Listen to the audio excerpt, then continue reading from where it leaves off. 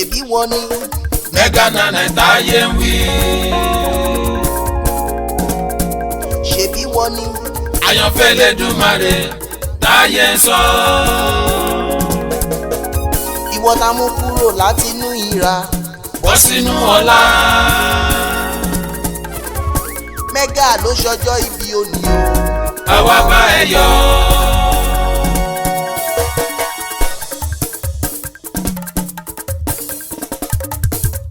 Mega ló ṣọjọ́ ìbí o.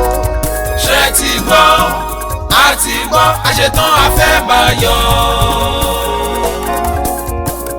MKT máa gbọ́. Mega ló ṣọjọ́ ìbí o. Ṣé ti gbọ́? A ti gbọ́, a ṣetán a fẹ́ bá yọ̀. Prince Abel ọmọ Dòsùnmú olóríire. Ìwọ ló ṣọjọ́ ìbí ẹni lọ́wọ́. Prince 17 of March lọ́jọ́ ìbí ẹ. Bàbá ẹ̀yọ̀ a kí ẹ kú oríire. Ẹ̀mí rẹ̀ aṣọ̀pọ̀dún láyé o. Mega Nine máa gbọ́. Kí ló gbẹ́nu ẹ tí o fi ń yọ ṣẹ̀ṣẹ̀? Olúwa ló ń gbẹ̀nu mi. Èsì tó fi dá mi lóhùn nìyẹn. Ó ní Mega kí ló gbẹ́nu ẹ tí o fi ń yọ ṣẹ̀ṣẹ̀? Olúwa ló ń gbẹ̀nu mi. Ó gbẹ̀nu mi, ó gbẹ̀nu mi. Ó fi ayọ̀ fún ọkàn mi. Ó gbẹ̀nu mi, ó gbẹ̀nu mi. Ó gbẹ̀nu mi. Ó fi ayọ̀ fún ọkàn mi. Ó gbẹ̀nu mi. Ọmọ lọ́jọ́ bíi tòní o. Mo bá ẹ jó, mo bá ẹ yọ̀. Ẹ̀mí ẹ aṣọ̀pọ̀ ọdún láyé o. Ló tún wí pé kò máa ró bí mo ṣe ń bọ̀. Mega ló wí pé bàbá ò ró bí mo ti ń ṣe. Kò máa ró bí mo ti ń wà. Ó ṣàǹtọ́jú mi lójoojúmọ́. Kò rò bí mo ṣe hùwà. Kò rò bí mo ṣe ṣe. Kò rò bí mo ṣe sọ̀rọ̀. Ó ṣàtọ́jú mi lójoojúmọ́. Tó bá rò bí ó ti wà. Mega tó bá wo bí ó ti ṣe. Ìfẹ́ lọmọ tó sùn. Tó bá wo bí ó ti sọ. Ó lè ní kó sùn kó má máa jí mọ́. Kò rò bí mo ṣe hùwà. Kò rò bí mo ṣe ṣe.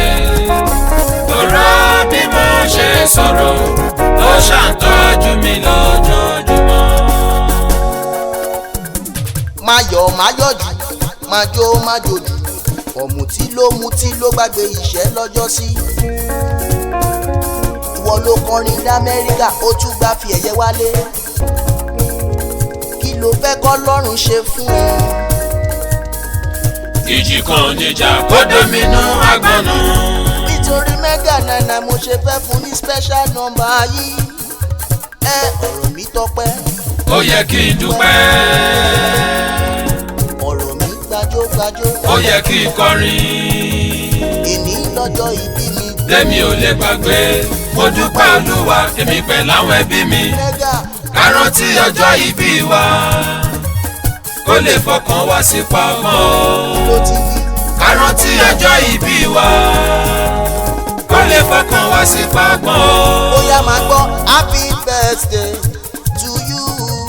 Happy birthday to you.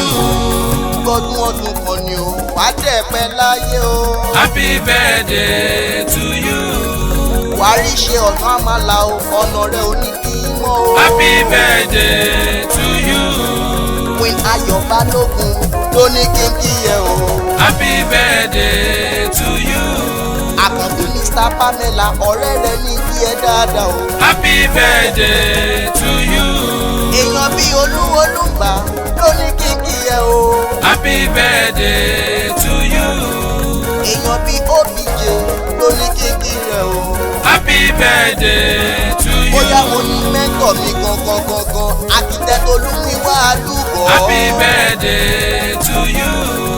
Kúnlé Lémi Mákindé fẹjọ́ tún fúlù ní kínkí ẹ o. Happy birthday to you. Tako ọmọ Ìgbà èèyàn tí no network ní kí ẹ. Happy birthday to you. Orí cash gangan ó ní kínkí ẹ o. Happy birthday to you.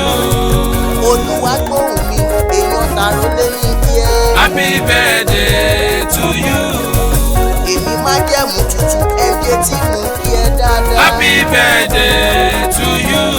Wàá máa ṣọ̀pọ̀dún láyé nínú aláàbíà o. Happy birthday to you. Happy birthday láyé. Happy birthday to you. Long life and prosperity ọ̀gá wa.